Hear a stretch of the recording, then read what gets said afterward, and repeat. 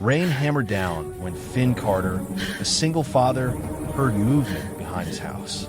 He grabbed a flashlight and stepped outside, finding a young female officer with torn uniform and spreading blood crawling across the wet grass.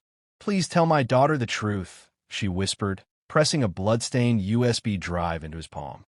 Finn's hands trembled as he dialed 911, but the signal flickered and died.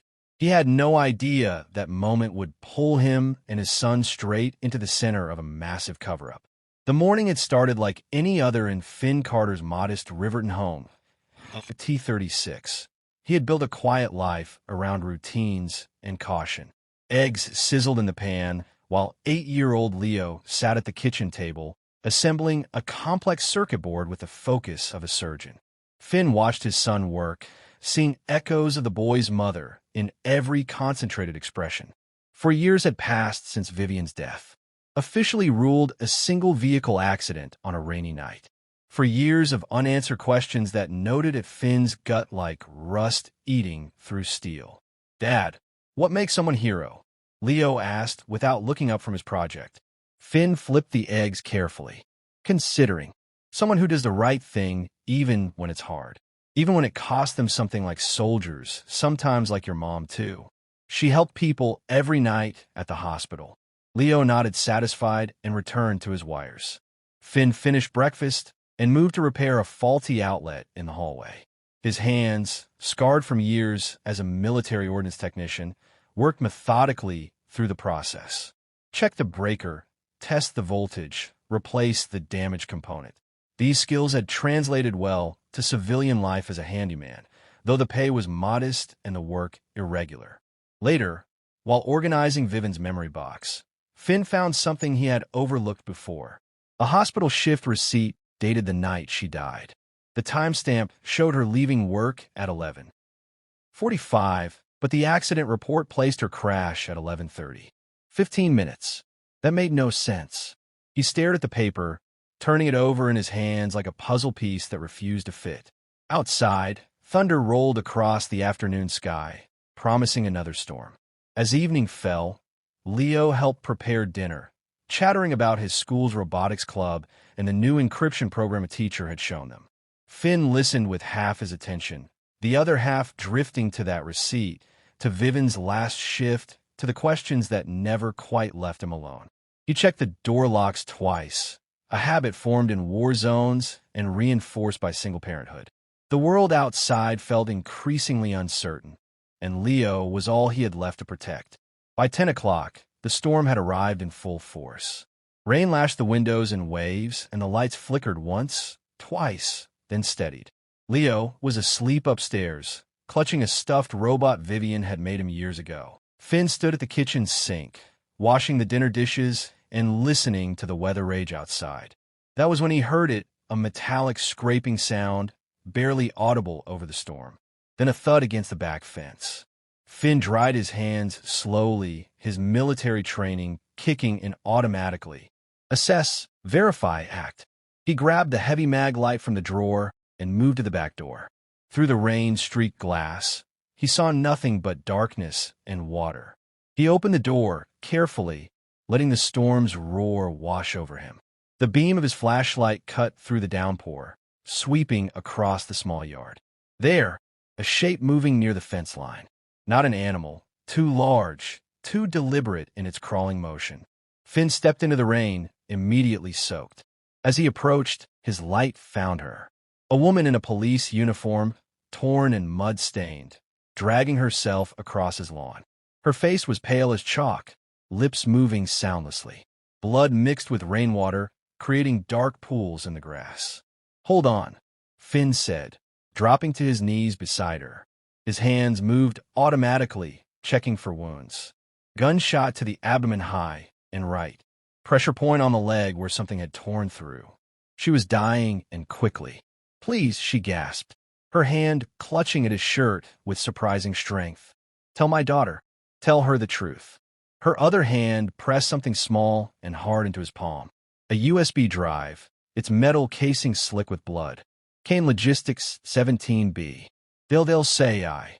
Her voice trailed off. Finn shouted her name, checked her pulse, started chest compressions, even though he knew it was too late. The rain washed over both of them, cold and relentless. He pulled out his phone with shaking hands and dialed 911. The call connected, then died. He tried again, nothing but static, and that awful silence between failed attempts. Finn scooped the woman into his arms and carried her to the covered porch. He grabbed duct tape and gauze from his toolbox, working to slow the bleeding with field medicine learned in sand-filled forward operating bases half a world away, but blood kept coming. Her eyes, when they opened briefly, held a desperate plea that cut deeper than any wound. "Stay with me," he urged. Help is coming, but help was not coming. Not fast enough. Not in this storm. Her breathing stopped at 10:37. Finn continued CPR for another 2 minutes before accepting what his training already told him. She was gone. He sat back on his heels, rain drumming on the porch roof, and stared at the USB drive still clutched in his palm. Her badge read Officer in Monroe, Riverton PD. The sound of Leo's voice from the doorway made him jump. "Dad, what's happening? Go back inside, Leo. Now." Finn's voice came out harsher than intended, but the boy obeyed immediately. Finn covered Officer Monroe's body with a tarp from his workshop, then finally got through to emergency services. The dispatcher's voice was harried, explaining that the storm had caused multiple accidents and they would send someone as soon as possible. Finn looked at the USB drive at Officer Monroe's face, peaceful now in death, at his house, where Leo waited, scared and confused. Every instinct told him this was bigger than a dying woman in his backyard. This was something that had teeth, something that had already killed once tonight and might not be finished. He slipped the USB into his toolbox instead of his pocket. Not evidence tampering, he told himself. Just insurance, just being careful, just protecting his son from whatever storm was about to break over their heads. When the police arrived 20 minutes later, they arrived fast. Too fast for a routine call on a night when the emergency system was supposedly overwhelmed. The lead officer was Chief Damon Briggs himself, a man whose face smiled from half the charity posters in Riverton. He was 50, silver-haired with the bearing of someone who had never questioned his own righteousness. "Mr. Carter," Briggs said, his voice smooth as oil on water. "I understand you found Officer Monroe." "She crawled in my yard," Finn replied, keeping his tone neutral. "I tried to help. Couldn't save her." "Did she say anything?" "Asked me to tell someone the truth." "Didn't say what truth or who."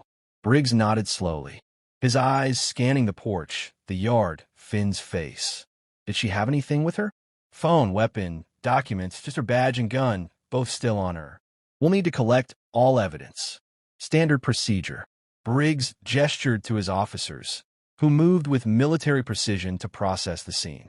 They bagged Officer Monroe's body with a speed that felt almost disrespectful. They collected the gauze, the duct tape, even the section of porch where her blood had pooled. One young officer, barely out of training, met Finn's eyes briefly. In that glance, Finn saw something that looked like sympathy, maybe even apology. Then the moment passed. "I'll need you to come down to the station tomorrow," Briggs said. "Give a formal statement." Of course. After they left, taking Officer Monroe and all physical trace of her final moments, Finn stood in his empty backyard and felt the rain continue to fall.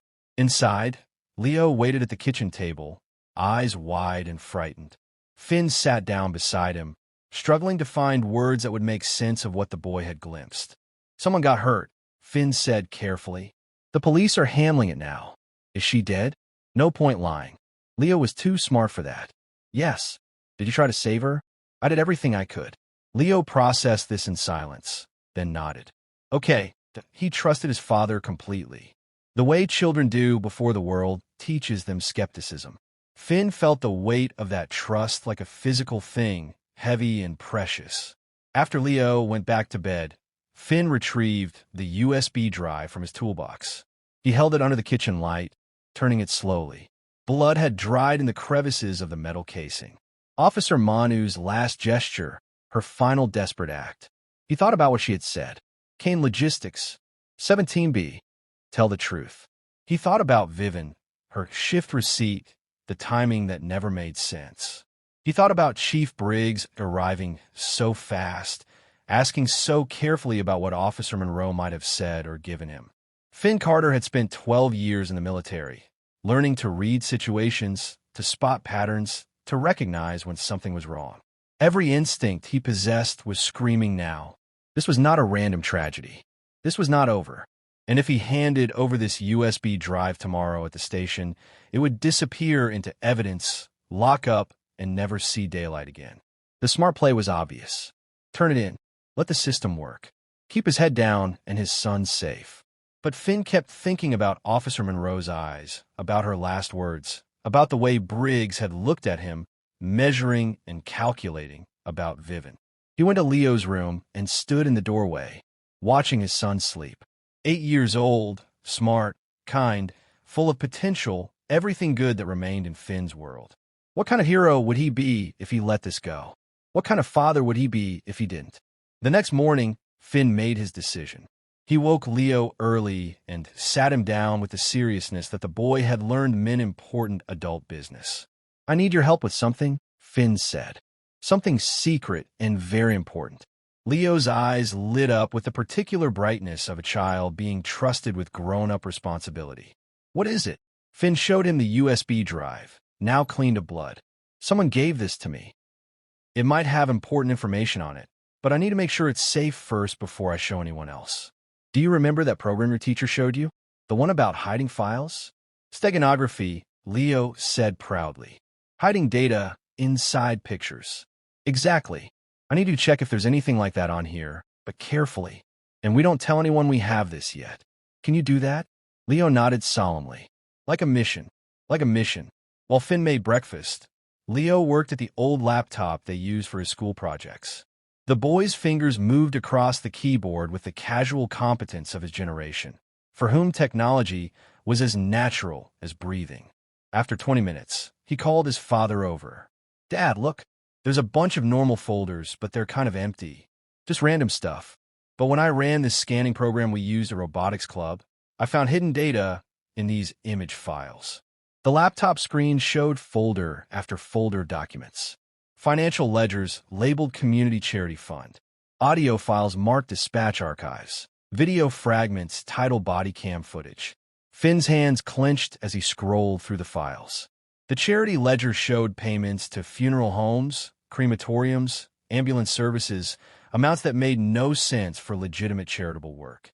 The audio files captured dispatch orders, officers being directed to turn off body cameras to conserve battery at specific locations. The video fragments showed patrol cars near a warehouse complex, cameras clicking off right as they approached Building 17B, and then Finn found the medical transport logs, ambulances running routes on specific nights, times listed, drivers' names recorded.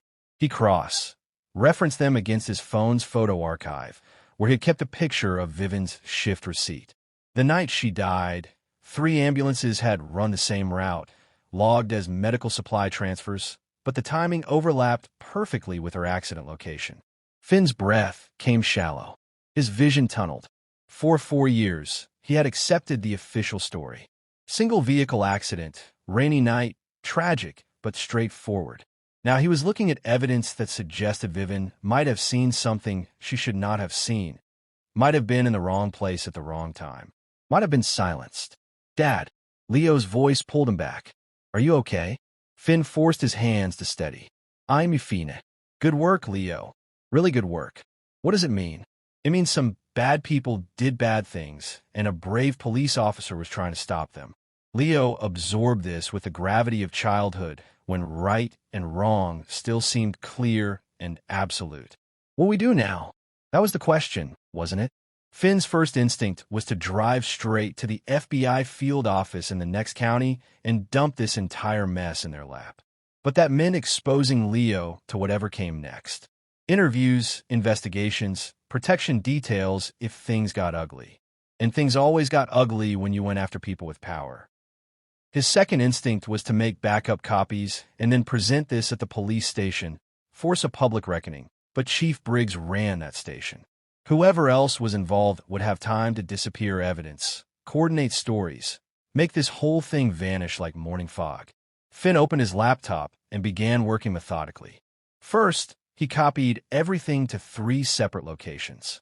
One encrypted file uploaded to his wife's old email account with a timer set to auto-send if he didn't reset it every 48 hours.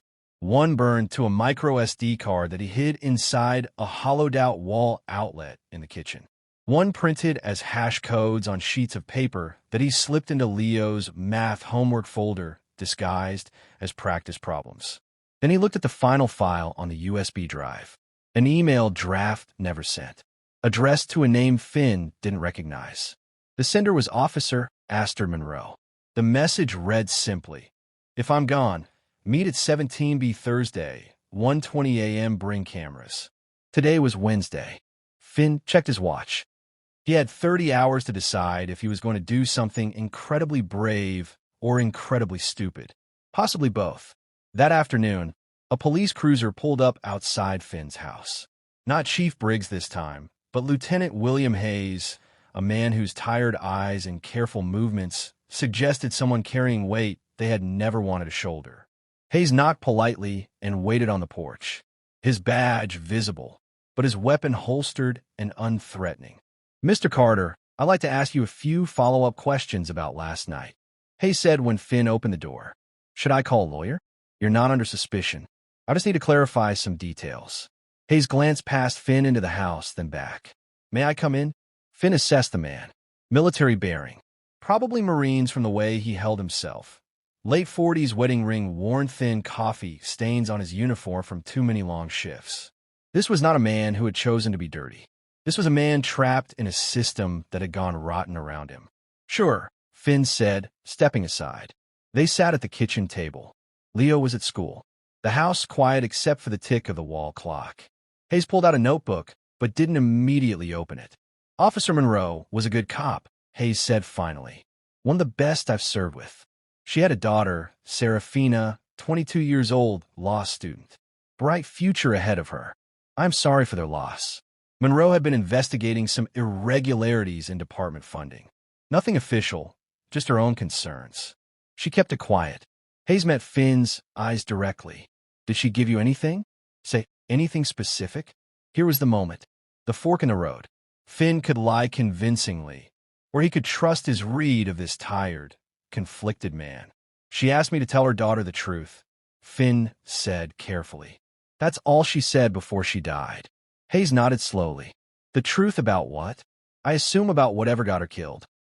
The preliminary investigation suggests Officer Monroe was working alone, pursuing a suspect without backup. An error in judgment that proved fatal. "Do you believe that?" The question hung in the air between them. Hayes looked down at his unopened notebook, at his worn wedding ring, at his hands that had probably done things he wished he could take back. "No," Hayes said quietly. "I don't." Finn took a calculated risk. "Kane Logistics, 17B. Does that mean anything to you?" Hayes went very still. When he looked up, his expression had shifted from tired resignation to sharp focus. "Where did you hear that?" Officer Monroe said it. "Right before she died." "Jesus." Hayes scrubbed his face with both hands. "Mr. Carter, you need to be very careful. There are people in this department who are not what they appear to be. People with reach and resources like Chief Briggs." "I didn't say that." "You didn't have to." Hayes closed his notebook and stood.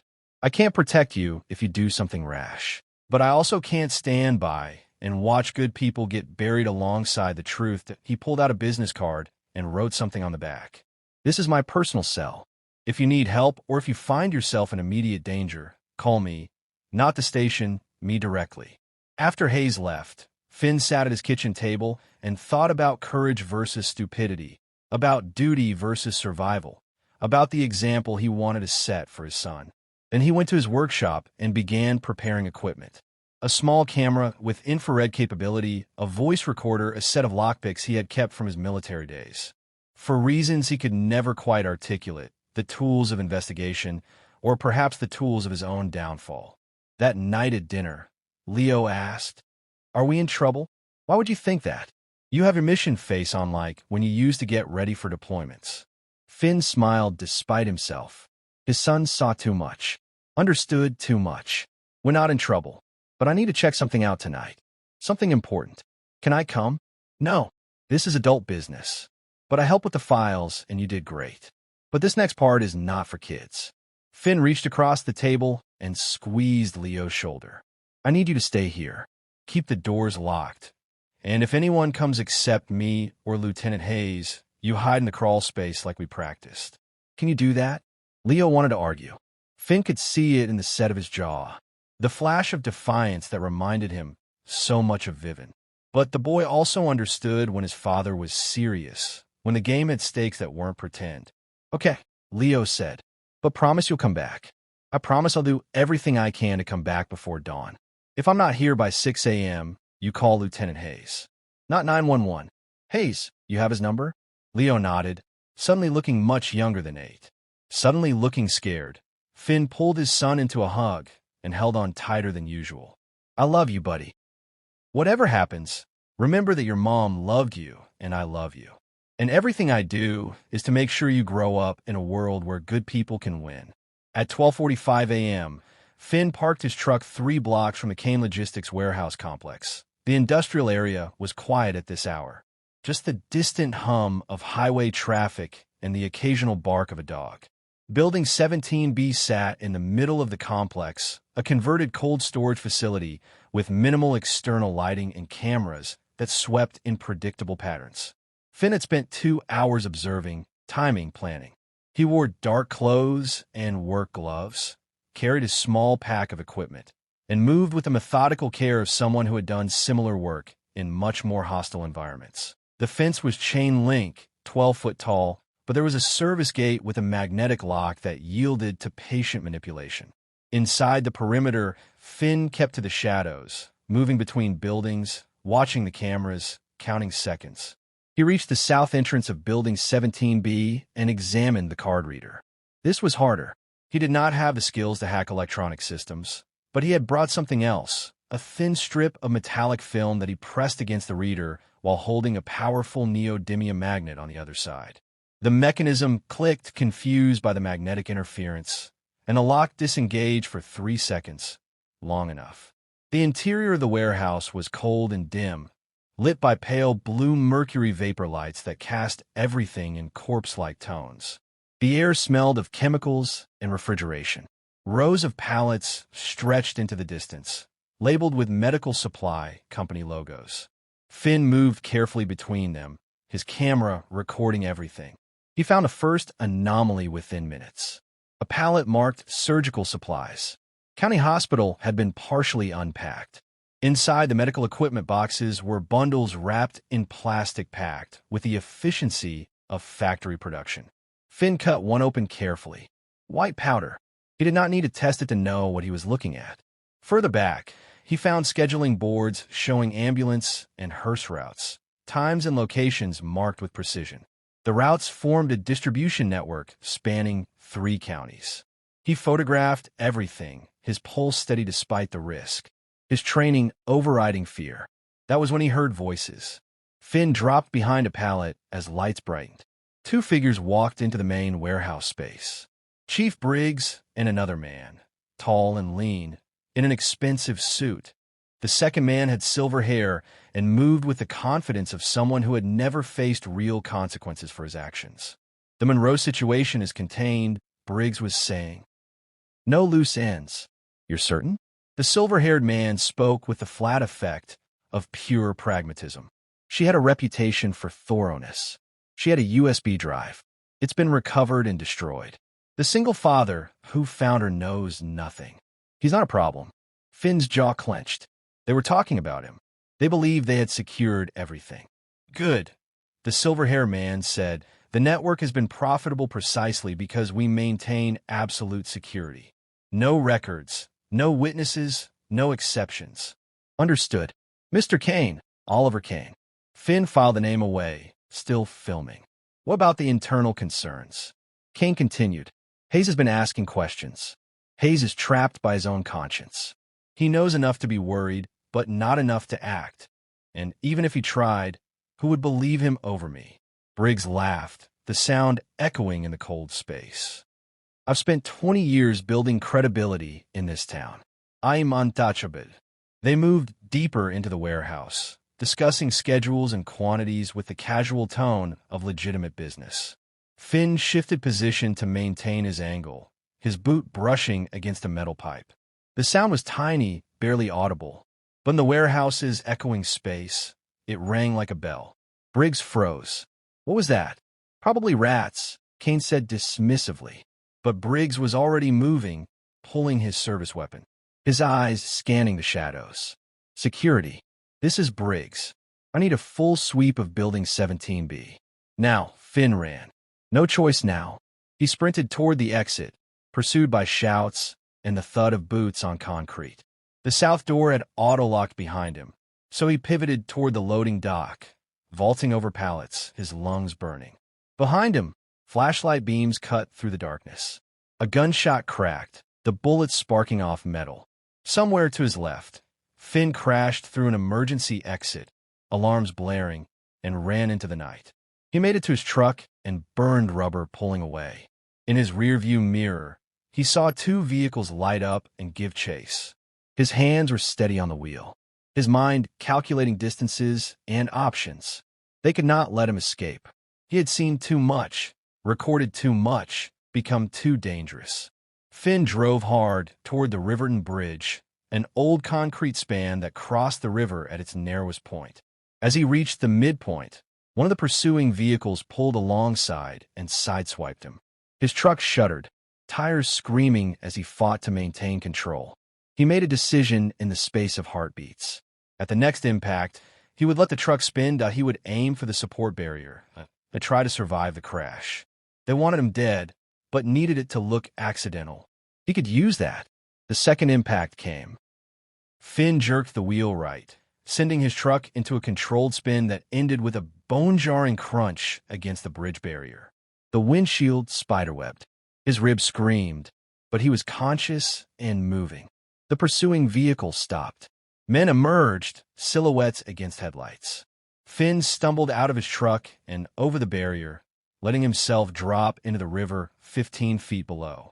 The water was cold and dark and moving fast. He let it carry him away from the bridge, away from the lights, into darkness. He washed up on a sandbar, 4 mile downstream, coughing water and blood. His ribs definitely cracked, his camera miraculously still intact in his waterproof pack. A fisherman in a small boat found him at dawn and pulled him to shore without asking questions. Finn gave him $300 in wet bills and asked to be dropped at a convenience store. From a pay phone, he called Lieutenant Hayes. "They think I'm dead," Finn said without preamble. He had 30 hours to decide if he was going to do something incredibly brave or incredibly stupid. Possibly both. That afternoon, a police cruiser pulled up outside Finn's house. Not Chief Briggs this time, but Lieutenant William Hayes, a man whose tired eyes and careful movements suggested someone carrying weight they had never wanted to shoulder. Hayes knocked politely and waited on the porch, his badge visible, but his weapon holstered and unthreatening. "Mr. Carter, I'd like to ask you a few follow-up questions about last night," Hayes said when Finn opened the door. "Should I call a lawyer? You're not under suspicion. I just need to clarify some details." Hayes glanced past Finn into the house, then back. "May I come in?" Finn assessed the man. Military bearing. Probably Marines from the way he held himself. Late 40s wedding ring worn thin, coffee stains on his uniform from too many long shifts. This was not a man who had chosen to be dirty. This was a man trapped in a system that had gone rotten around him. "Sure," Finn said, stepping aside. They sat at the kitchen table. Leo was at school. The house quiet except for the tick of the wall clock. Hayes pulled out a notebook, but didn't immediately open it. "Officer Monroe was a good cop," Hayes said finally. "One of the best I've served with. She had a daughter, Serafina, 22 years old, law student. Bright future ahead of her. I'm sorry for their loss."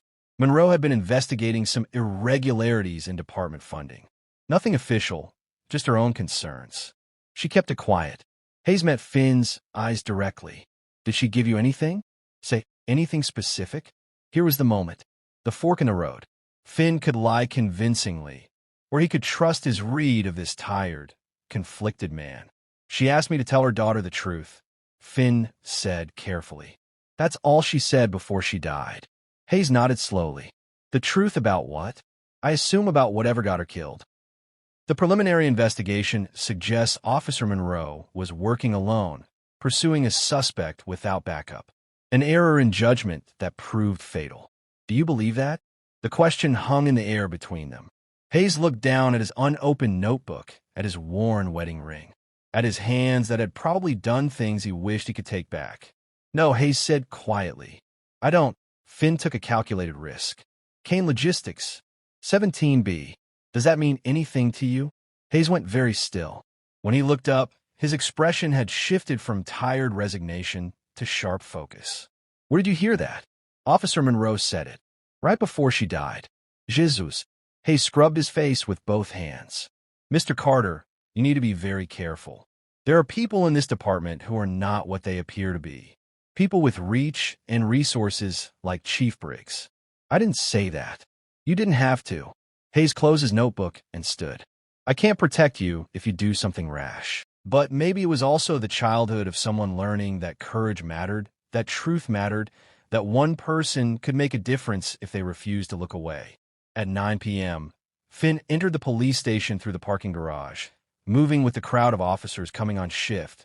He wore a borrowed uniform and kept his head down, counting on chaos and familiarity to provide cover. Hayes had disabled specific security cameras, creating a path to the central communications room. Meanwhile, Serafina stood outside the building with her phone, live streaming to every social media platform she could access. My name is Serafina Monroe.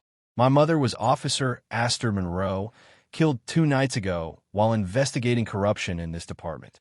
In the next 10 minutes, you're going to see evidence that will change everything you think you know about Riverton Police.